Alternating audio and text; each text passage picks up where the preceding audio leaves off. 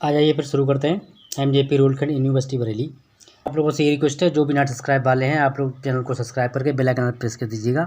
रहेगा थर्ड रहेगा और फिफ्थ रहेगा। तो आज की वीडियो में हम थर्ड सेमेस्टर में बात करेंगे और थर्ड सेमेस्टर हमारा है इंग्लिश लिटरेचर। पेपर का नाम आपका ब्रिटिश एंड अमेरिकन ड्रामा है, यानी इसमें आपको ब्रिटिश और अमेरिकन ड्रामा के बारे में पढ़ना होगा। काफ़ी सारे वीडियो प्लेलिस्ट में अपलोडेड हैं, वहाँ जाकर देख लीजिएगा और प्लेलिस्ट का लिंक जो है आपको वीडियो को डिस्क्रिप्शन में मिल जाएगा। तो इसी तरीके से दोस्तों जोड़ते रहिएगा और अंत तक वीडियो में बने रहिएगा। तो आज का जो हमारा जो पॉइंट है या आप कह सकते हैं यूनिट है, तो यूनिट आज हम सेकंड कंप्लीट करेंगे। सेकंड यूनिट कंप्लीट करेंगे किसके आधार पर? वन लाइनर क्वेश्चन के आधार पर। ठीक है, तो ये वन लाइनर क्वेश्चन के आधार पर हम इसको कंप्लीट करेंगे। थर्ड सेमेस्टर में अगर सिंगल पेपर होता है तो इस तरीके से कोड आएगा, और यदि दो पेपर होते हैं तो इस तरीके से कोड होंगे 403 और 404।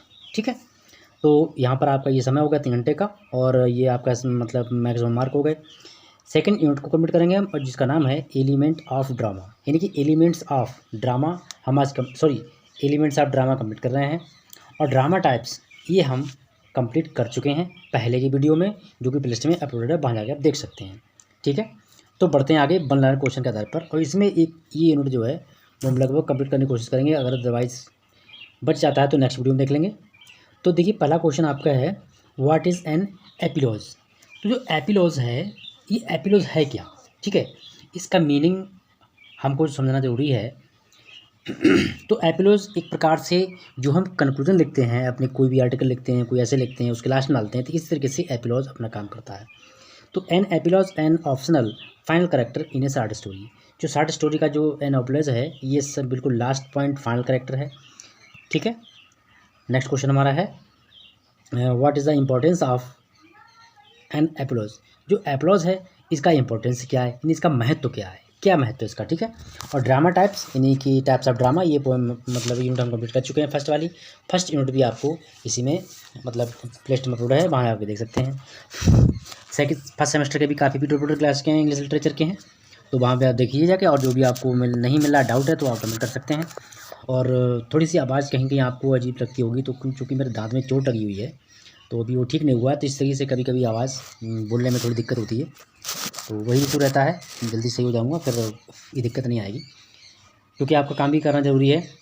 तो इसमें सेकंड क्वेश्चन हमारा था कि इसका इंपॉर्टेंस क्या है, एपिलॉज का, यानी कि उपसंहार का इंपॉर्टेंस क्या है, कंक्लूजन का इंपॉर्टेंस क्या है, तो ये सारी चीज़ देखेंगे। तो an epilogue adds the characters growth to it explain happens to them in future.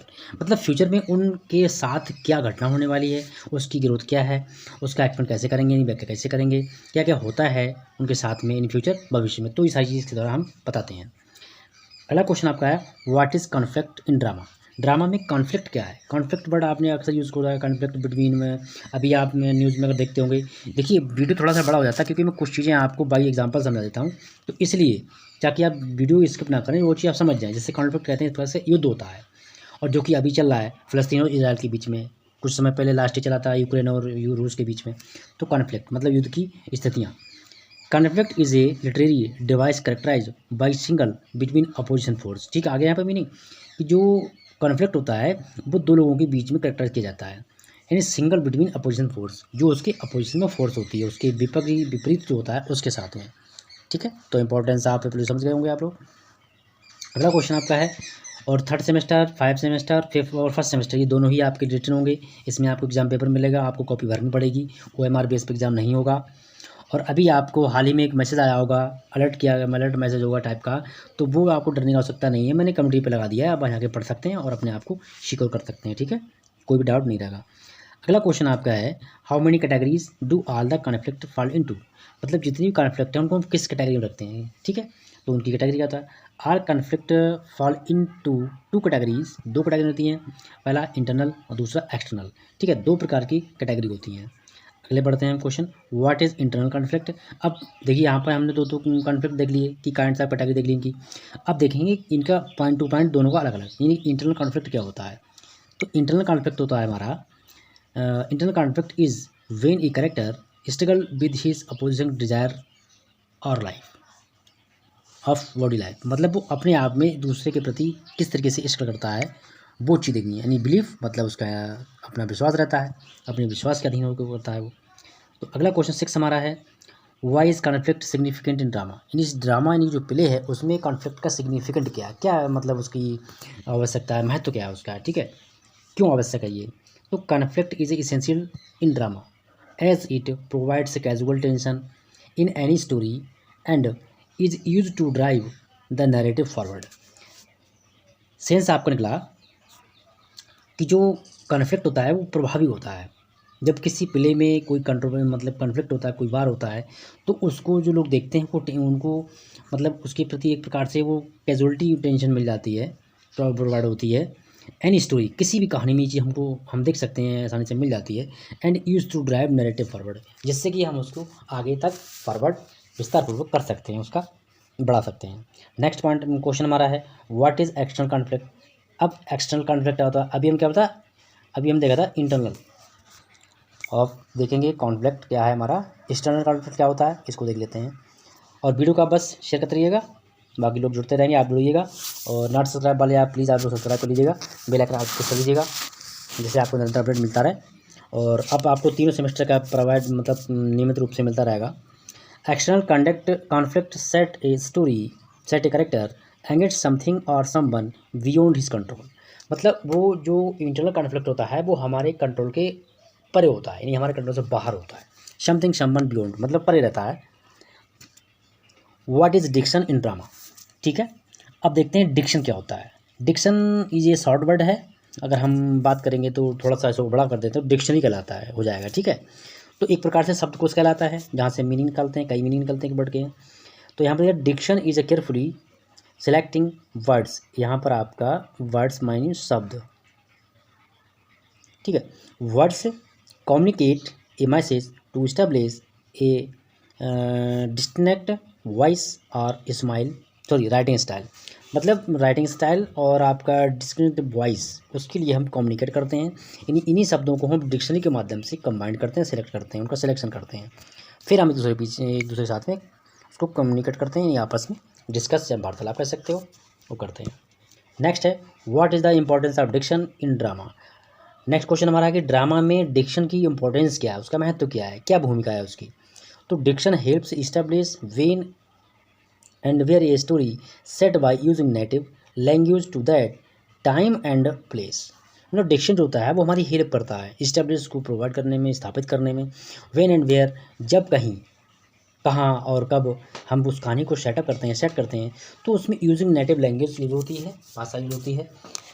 And to that time and place, उस समय और स्थान के आधार पर।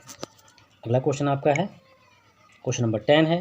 10 क्वेश्चन नंबर कह रहा है in which form of writing is diction used, यानी किस अवस्था में, किस रूप में हम डिक्शन राइटिंग पैड को यूज़ करते हैं। तो वो चीज़ यहाँ पे हमें आपको दिखानी है, तो उसे देख लेते हैं। आंसर्स का बनेगा diction is used every form of writing, मतलब डिक्शन जो होता है वो प्रत्येक प्रकार की राइटिंग में हम उसको यूज़ करते हैं। From poetic and favourite language to formal and conscious words, ठीक है, कॉन्शियस वर्ड, यानी कि हम किसी प्रकार से हम उसको यूज कर सकते हैं दोनों तरीके से। फ्रॉम पोइटिक रूप में, यानी from poetic and favourite language हम काव्य के रूप में कर सकते हैं, भाषा के रूप में कर सकते हैं, यानी फॉर्मल एंड कॉन्शियस वर्ड्स कर सकते हैं, ठीक है। अब देखिए यहाँ पर क्वेश्चन नंबर जो हमारा 11 है वो यहाँ थोड़ा सा यहीं पे आपका ऐड हो गया। What is the opposite of apiology, apiology का अपोजिशन क्या है, ठीक है। इपोलॉजी, एपियोलॉजी, इसका अपोजिट क्या है ये। तो इपोलॉजी भी एक प्रकार का कंक्लूजन होता है, जो कि हमारा हम किसी भी क्वेश्चन को लिखते हैं, आंसर लिखते हैं, उसके लास्ट में डालते हैं, ठीक है। तो आंसर देखिए apiology is the opposite of apiology, ठीक है। प्रोलॉज इज़ अपोजिट ऑफ एपोलॉजी, ठीक है। अगला question when was the apiology first use, apiology यानी कि उपसंहार, कंक्लूजन इसका फेवरेट नाम है। एपोलॉजी फर्स्ट टाइम कब यूज़ हुआ था, तो वो क्वेश्चन इसका आंसर देख लेते हैं। आंसर आपका है apology was first used in 15th century, ठीक है। 15वीं शताब्दी में इसका यूज़ हुआ था, ठीक है, पहली बार इसका प्रयोग हुआ था। अगला क्वेश्चन आपका, और अगला क्वेश्चन आपका है व्हाट इज़ प्रोलोग, यानी कि प्रोलोग क्या है। व्हाट इज़ प्रोलोग, तो प्रोलोग क्या है इसको देख लेते हैं। ये ड्रामेटिक वर्क, ये एक हमारा इन ड्रामेटिक वर्क मतलब कि ये जो से नाटक आप देखते हो, प्ले सुनते हो, देखते हो, जैसे मैकबेथ है, ठीक है, ओथेलो है, ट्वेल्थ नाइट है, आर्म एंड द मैन है। तो the term prologue describe speech, इसके द्वारा जो है जो ड्रामा में जो स्पीच यूज़ करती है, डायलॉग हम जिसे कहते हैं, डिलीवरी कहते हैं, वो चीज़ डिस्क्राइब की जाती है। Often in verse address to audience by one or the action at the opening of the play, जो कि ओपनिंग टाइम यानी when your play is opening समय में ये चीज़ ऑडियंस यानी एड्रेस टू ऑडियंस कहते हैं, एक प्रकार से जो श्रोता होते हैं जो उसको सुन रहे होते हैं, एड्रेस में संबोधित होता है। तो प्रोलॉग एज ए इंट्रोडक्शन, ठीक है, इसको हम इंट्रोडक्शन के रूप में भी ले सकते हैं। जैसे कोई भी कहानी है, अगर हम पढ़ रहे हैं तो उससे पहले उसका इंट्रो दिया होता है, उसको पढ़ते हैं तो उसमें मेन जो सारांश होता है वो हमें मिल जाता है, ठीक है। और बाकी इसमें जो यूनिट हमारी हैं इसका सिलेबस अपलोड है, अगर आप नहीं देखा तो सिलेबस भी देख सकते हो, वीडियो आपको प्ले स्टोर में मिल जाएगा। क्वेश्चन हमारा 14 है, क्योंकि क्वेश्चन लंबे हैं, वन लाइनर हैं कहने के लिए, लेकिन भाई ये क्वेश्चन आपके शॉर्ट में भी काम करेंगे। अगर आपके पास बीएड है, बीएड में इंग्लिश अगर आपके पास है तो भाई ये भी आपके लिए इंपॉर्टेंट, तब भी इंपॉर्टेंट रहेगा। किसी तरीके इंग्लिश अगर आपके पास है तो ये सारे क्वेश्चन आपको इंपॉर्टेंट रहेंगे। क्वेश्चन नंबर 14 है, तो ये क्वेश्चन नंबर 14 कह रहा है what is the primary function of prologue. Primary function prologue का क्या है ये, तो देखिए, ये prologue primary function is to tell some irrelevant story and connect it to the main story.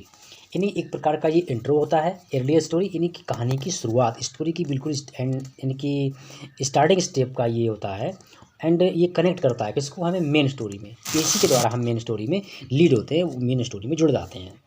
Question अगला है हमारा है व्हाट इज़ फिक्स एपिथेट, यानी फिक्स एपिथेट क्या होता है, ठीक है। तो आइए देखते हैं फिक्स एपिथेट क्या है। तो यहाँ पर आपका है the repeated word or phrase use for some same person place object is called fixed epithet. Epithet एक प्रकार से होता है, जो शब्द होते हैं वो होते हैं मतलब कि कटु, और उनको हम रस के रूप में यूज़ कर देते हैं। इनके यहाँ पर दिया हुआ है रिपीटेड वर्ड, जो कुछ वर्ड हम रिपीट करते हैं फ्रेज वाक्यांश के रूप में यूज़ करते हैं, सेम पर्सन उसी स्थान उसी व्यक्ति के लिए, यानी प्लेस, पर्सन प्लेस और ऑब्जेक्ट दोनों के लिए यूज़ करते हैं, तो वहाँ पर हम एपिथेट का यूज़ करते हैं, ये फिक्स एपिथेट कहलाता है। Give some example of epithet, ठीक है, एपिथेट के एग्जाम्पल दीजिए, क्या एग्जाम्पल है। द वर्ड ऑफ एवन, ये आपने अच्छे नाम सुना होगा, विलियम शेक्सपियर के बारे में बहुत यूज़ होता है, कभी पूछ लेता है, तो word of Avon William Shakespeare, आप ध्यान रखिएगा। नेक्स्ट है द प्रिंस ऑफ पॉप, तो यहाँ पर जो माइकल हैं, माइकल जैक्सन, ये माइकल जैक्सन के लिए हुआ है the Prince of pop. Next हमारा है द पीपल ऑफ प्रिंस, यानी कि ये है डायना ऑफ वॉल्स, इनके लिए यूज़ हुआ है। द टेरेबल, ये इवान के लिए यूज़ हुआ है। और सम एग्जाम्पल्स ऑफ एपिथेट, ये सारे एग्जाम्पल जो हैं आपके एपिथेट रिलेटेड है। क्वेश्चन हमारा अगला है what is the origin of epithet. Epithet का ओरिजिन क्या था, ओरिजिन का आप समझ रहे हैं कि वो किस जगह से शुरुआत इसकी हुई थी, ठीक है। तो क्वेश्चन है the word epithet comes from the Greek words epithet which means attribute to add, मतलब एपिथेट का अर्थ होता है हम किसी चीज़ के साथ में कोई चीज़ को ऐड करना या जोड़ देना, ठीक है, ये इसका मतलब हुआ। अगला क्वेश्चन आपका है, इसमें क्वेश्चन और भी सारे हैं, तो बाकी क्वेश्चन हम अगले वीडियो में कंप्लीट करेंगे, फटाफट इनको देख लेते हैं क्योंकि 2 पार्ट में कंप्लीट हो पाएगा यूनिट। क्वेश्चन हमारा अगला है is a prologue the same as an introduction, क्या प्रोलॉग सेम इंट्रोडक्शन जैसा है, यानी कि जो हम इंट्रो देखते हैं, इंट्रो अपना इंट्रो देते हैं, सेल्फ इंट्रो देते हैं, उस तरीके का है। तो इन द वर्ड, इंट्रोडक्शन वर्ड है यहाँ पर, ठीक है, वर्ड नहीं है, वर्ड, सॉरी यहाँ से ये वर्ड है, in the word introduction generally term of being, ये कटा हुआ है, anything or anyone that needs to be presented by the reader or audience before the story begins. यानी कि जो इंट्रोडक्शन होता है उसका काम ये होता है कि जब भी हम कोई इंट्रोडक्शन पढ़ते हैं तो कहानी शुरू होने से पहले उस कहानी से हमारा लिंक हो जाता है, हमसे जुड़ जाते हैं। आई बात समझ में। तो यहाँ पर इस चीज़ को मतलब सेंस यहाँ पर यही है। और आगे लाइन देख लेते हैं क्या कर रही है। तो अगला इसी में लाइन है आपकी। अगला क्वेश्चन आपका है audience before story begins, prologue and surface are types of introduction. एक प्रकार से ये इंट्रोडक्शन ही होता है। तो मिलेंगे अगले वीडियो में, शेष क्वेश्चन आपको अगले वीडियो में मिलेंगे। तो तब तक के लिए वीडियो को देखिएगा, लाइक कीजिएगा, शेयर कीजिएगा, फर्स्ट टाइम सब्सक्राइब करके जरूर बेल आइकन जरूर दबाएं। और बाकी आपको सेमेस्टर बाद जो भी इन्फॉर्मेशन आएगी मिलती रहेगी। तो मिलते हैं नेक्स्ट वीडियो। Thank you.